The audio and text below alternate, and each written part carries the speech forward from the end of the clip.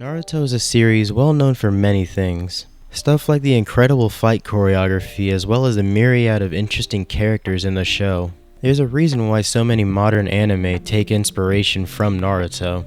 But just like any series, it has its flaws. I've talked about one of its flaws before, and I'll be talking about another one today. But I'll also be talking about where Kishimoto got it right. The aspect of Naruto I'll be talking about today is its romances. Alright, so I don't think it's a hot take to say most of the romances in this series are poorly written, and while I could go based off of that, I also want to talk about how it affects the characters involved.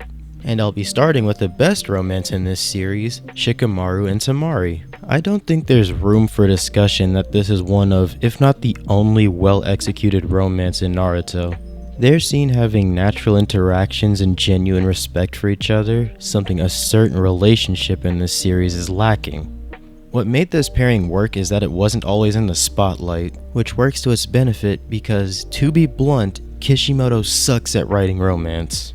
I'll admit to a bias towards Tamari since she's my favorite female character in Naruto, but even when putting that bias aside, this ship is far and away the best executed. They have cute and funny moments after they get together, but were fully developed characters before they were a thing. And even in Boruto, they are fully developed characters without the other person around. This one worked out in a similar way to a side character romance in a real romance series. But where there is good, there is bad. And someone whose reputation got flushed because of their feelings for another character was Obito. Despite a vocal section of the Naruto fandom not understanding Obito and his real motivations, I can't blame them. After Obito lost the white mask, he kept mentioning Rin like that was his motivation for everything. Obito's true motivations being rooted in his suffering as a child soldier and losing his friend are interesting and understandable. I would have liked to have seen Obito experience a bit more life just so we can understand him going to this level of an extreme. It would have made it feel more personal than just him saying the shinobi world is broken, because that's an evident thing if you watch the series, the system is shit. I'm just saying I think there's better ways to have written this where he's not obsessing over his childhood crush. There was another Akatsuki member who was in love with other characters, but it didn't affect their character. That character being Conan. Conan, with her very limited screen time, was pretty cool to me.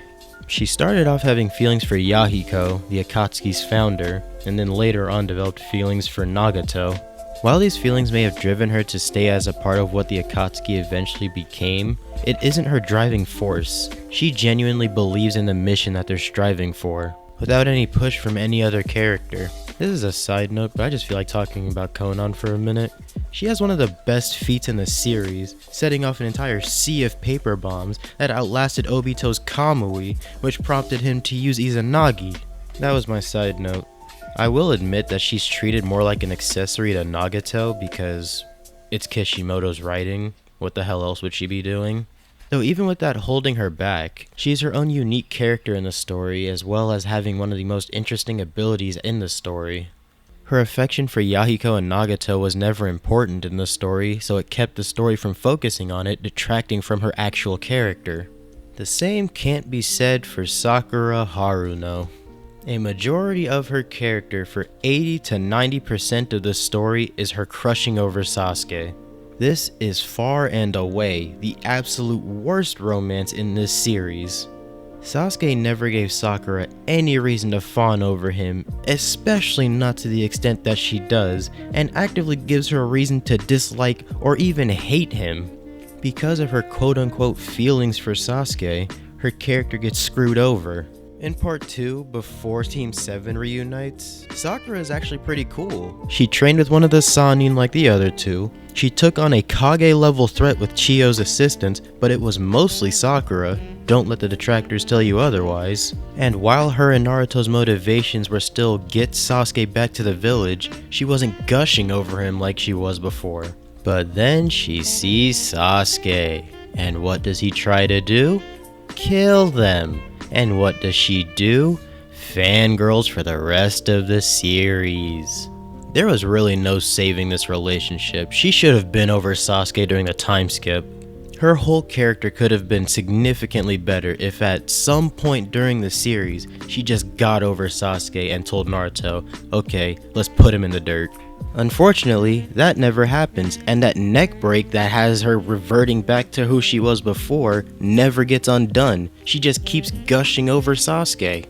And then they actually end up together. Sasuke never showed any interest in Sakura. He shows up in the last, and they are apparently together then and have a kid later in Boruto. Defenders of this pair, or Sakura fans in general, say to read her light novel, but my retort to that is, why would a casual fan of any series read the light novel?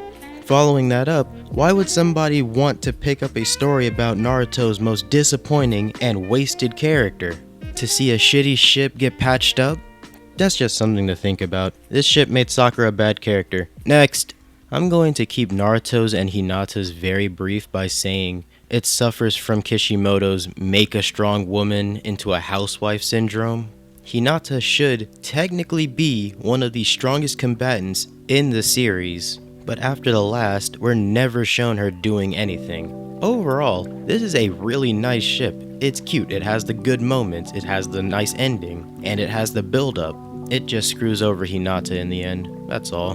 The final pairing that I want to talk about in this video is Minato and Kushina. I like this one. I like this one a lot. Neither of the characters are really screwed over by it, and they're pretty cute together. But this one also suffers from Kishimoto making a strong female character into a housewife. It happened to Tamari, it happened to Hinata, and it happened to Kushina. Kushina brings out the best in Minato, but I'd say Minato kinda holds Kushina back in a way. Before she developed feelings for Minato, she wanted to be Hokage, the first female Hokage, but then she ended up the housewife of the fourth Hokage.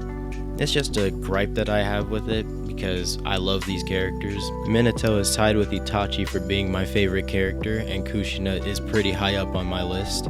Overall, this one just kind of suffers from Kishimoto's lack of ability to write romance, and even then, this is actually pretty good for him. Those are my thoughts though. If you think something different, let me know. That's all I've got. Have a nice day, and I'll catch you later.